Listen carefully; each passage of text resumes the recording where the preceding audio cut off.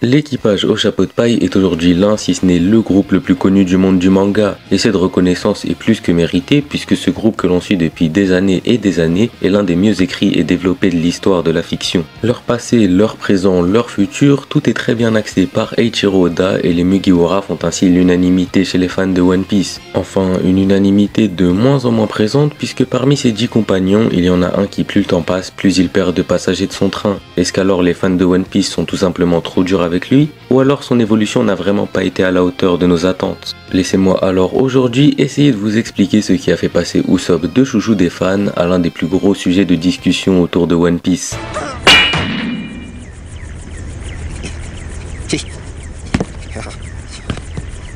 Comme je l'ai dit dans l'introduction, si aujourd'hui Usopp déçoit tant de monde, c'est parce qu'en premier lieu, il faisait complètement l'inverse. Introduit sur son île natale, l'île de Siro, Usopp nous apparaît comme un menteur compulsif, un peureux. Bref, pas le profil idéal de base. Mais quelques épisodes passent et on découvre alors ce qui se cache derrière son attitude.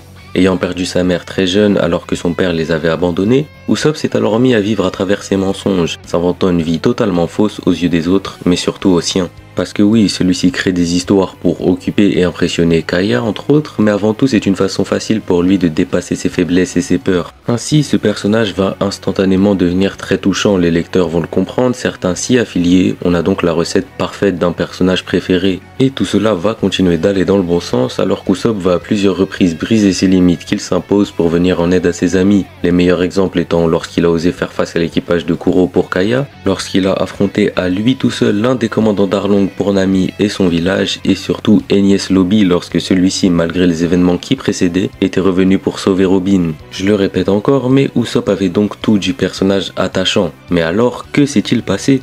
Eh bien, beaucoup de choses. En effet, on a eu bien des arcs de One Piece depuis et Usopp c'est resté vraiment le même. Bon, dit comme ça, c'est vrai que ça sonne pas si mal que ça, mais ce que j'entends par là, c'est qu'il y a bien un perso qui manque de fraîcheur, c'est lui. Avant l'ellipse, Usopp était le centre de nombreux points importants de l'histoire. On peut citer par exemple, bien évidemment, Water 7 avec son affrontement contre Luffy dû à la décision d'abandonner Merry. Une scène marquée dans nos esprits à tous tant elle est forte et illustre un renouveau dans l'équipage, mais surtout chez le sniper, qui accepte enfin d'abandonner le passé pour construire quelque chose de nouveau avec ses camarades. Mais voilà, avant on avait ça, et maintenant on n'a rien, on doit se contenter de petites miettes par-ci par-là. Dites-vous, la dernière grosse implication d'Usopp remonte à Dressrosa, un arc terminé depuis 73 ans. Et en plus de ça, cette implication n'aura eu qu'un effet instantané. Certes, c'était très cool à voir, mais on a vite fini par oublier au final. Ainsi, l'un des premiers problèmes présents derrière le personnage d'Usopp est son développement à partir d'un certain moment de l'œuvre, étant pourtant une opportunité incroyable de développer de nombreux sujets et aspects d'un personnage faible et peureux. Il semblerait qu'Usopp depuis les 2 ans ne soit réservé qu'à des missions de petite valeur, ne pouvant que décevoir beaucoup, habitué à des Sniper King, etc. et j'en passe.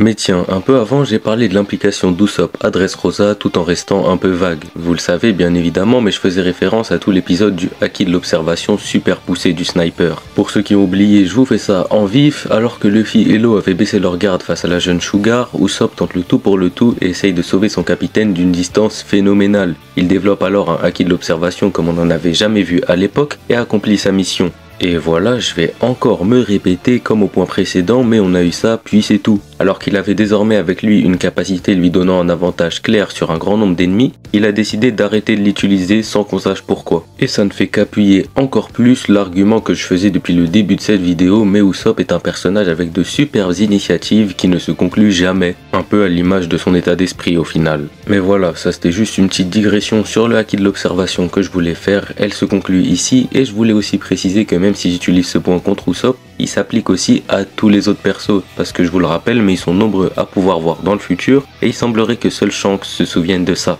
Tant qu'on est là-dessus, agrandissons un peu cet horizon et intéressons-nous à l'aspect combat. Je sais que beaucoup abusent de cet argument et du coup une autre majorité ne souhaite même pas l'entendre, mais on est dans un shonen, il y a de la bagarre et viendra bien un moment où Usopp devra réellement se battre. Et je sais pas pour vous, mais moi, Usopp, je ne le vois vraiment pas faire face à qui que ce soit. Son dernier vrai combat date d'il y a plusieurs siècles et lors des derniers arcs, il n'a rien montré de très convaincant. Certes, il a eu son petit moment de gloire à Dressrosa, mais bon, les conditions étaient très spéciales. Et ce point marque encore le manque d'implication reproché au sniper. Rien que sur Onigashima, alors qu'on attendait des affrontements pour chaque Mugiwara, on se retrouve avec un Usopp qui court à travers toute l'île pour fuir Page One et Ulti. Bon, c'était rigolo quelques chapitres, je dis pas le contraire, mais on aurait aimé le voir prendre un peu plus d'importance face à de tels ennemis, et je demande évidemment pas qu'il nous sorte une performance digne de celle de Zoro ni même de celle de Jinbei, mais au moins un petit quelque chose qui nous fasse dire « Ah ouais, Usopp il a été utile là ». Parce qu'au final, il sait le faire, et un très bon exemple de cela se retrouve étonnamment dans un des films One Piece, Stampede. Dans celui-ci, Usopp, pour protéger son capitaine, fait face à un ancien membre de l'équipage de Roger. Ce n'est pas Page-One, hein, mais Douglas Bullet, je vous rappelle. Et même si, évidemment, face à lui, il ne fait rien, il arrive tout de même à aider ses alliés à faire tomber ce monstre avec sa ruse et son intelligence. Et c'est des interventions comme ça qui, je pense, glorifieraient son personnage, sans pour autant le faire agir à l'encontre de son caractère. Parce qu'en attendant, les autres membres de l'équipage, eux, se portent très bien et le font complètement. Je sais que comparer des personnages, c'est quelque chose que beaucoup n'aiment pas, mais ici, c'est un groupe que l'on voit tout le temps ensemble. Ainsi, même inconsciemment, on se retrouve à juger les uns par rapport aux autres. Et une fois de plus, Usopp fait pâle figure. Dans le Nouveau Monde, tous les membres de l'équipage ont eu leur importance. Certains même se sont vus attribuer des parties d'arc entières dédiées à leur développement. On peut évidemment se référer à Sanji sur Whole Cake Island et même Jinbei le dernier venu qui, malgré le fait qu'il ait rejoint l'équipage officieusement seulement sur l'île des hommes poissons, s'est vu approfondir sa relation avec Luffy. Et même si on se cantonne aux personnages de l'équipage qui sont entre guillemets similaires à Usopp, Nami et Chopper, eh bien ils ont eu Zeus, l'amélioration des Rumble Ball, Nami a été centrale à Whole Cake Island et Chopper très utile sur Onigashima. Et du coup, Usopp semble bien plus inutile aux yeux de beaucoup qu'il l'est vraiment. Il reste bien évidemment un bon personnage, mais lorsqu'il est constamment aux côtés de Zoro ou même Robin, c'est comme si tu mettais un très bon joueur de foot aux côtés de Messi et Ronaldinho. Évidemment qu'il va passer pour un nul. Et pourtant, le personnage d'Usopp a aussi de nombreuses qualités. On s'est pas mal focus sur du négatif au début de la vidéo, mais bon, c'est pas de ma faute si c'est ça qui fonctionne sur YouTube. Mais bref, l'un des plus gros points positifs d'Usopp, c'est les relations qu'il entretient avec de nombreux persos. On le sait, lui et Luffy sont meilleurs amis, c'est pareil avec Nami, et les voir interagir à chaque arc, faire des bêtises, tout ça, ça donne vraiment plus de profondeur aux persos et leurs relations. Parce qu'avant d'être un groupe de pirates, c'est surtout un groupe d'amis et les voir un peu vivre normalement parfois est très touchant. Mais ces liens qu'Usopp a créés et entretient sont bien plus forts que cela. Le sniper de l'équipage a une foi aveugle envers n'importe quel autre membre et malgré sa faiblesse est prêt à tout pour eux. Une très belle dévotion par exemple exprimée lors de l'arc d'Alabasta lorsque même à bout de force ce dernier continuait à se battre pour son capitaine alors que les agents de Baroque Works le disaient mort. Le caractère du personnage d'Usopp permet ainsi d'avoir une approche différente de certaines situations. Un exemple assez récent et qui avait pas mal fait de bruit se passait sur Onigashima. Nami était alors prise dans les griffes d'Ulti qui la menaçait de la tuer si elle disait que Luffy sera le prochain roi des pirates. Et Usopp alors conseillait à Nami de mentir pour survivre, lui faisant accessoirement la passe D pour une magnifique scène. Et beaucoup avaient critiqué cette réaction d'Usopp, mais au-delà d'avoir démontré une fois de plus sa très forte attache envers ses amis, ce dernier nous offrait une réaction et approche digne de son perso, et non pas d'un autre Mugi qui aurait lui réagi différemment.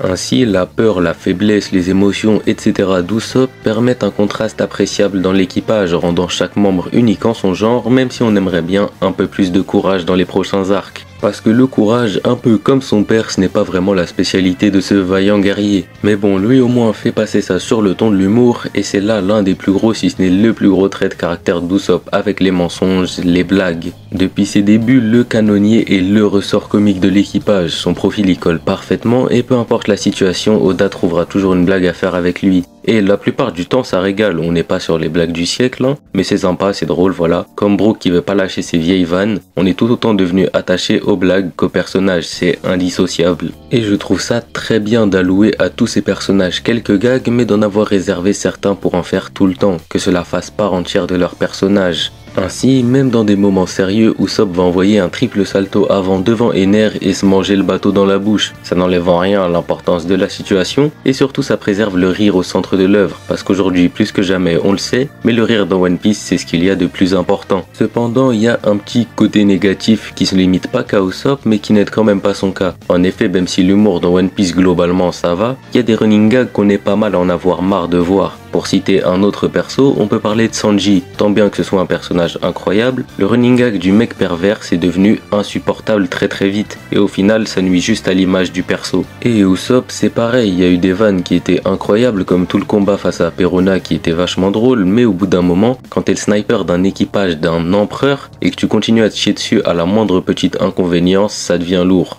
Mais bon, toute cette vidéo que j'ai faite et tous ces arguments que j'ai avancés seront bientôt invalides, n'est-ce pas? En tout cas, c'est ce que beaucoup, dont moi, espèrent. Pourquoi est-ce que je dis cela? Eh bien, c'est parce qu'on est enfin arrivé sur l'île d'Elbaf, ou pour beaucoup, l'île de la dernière chance pour Usopp.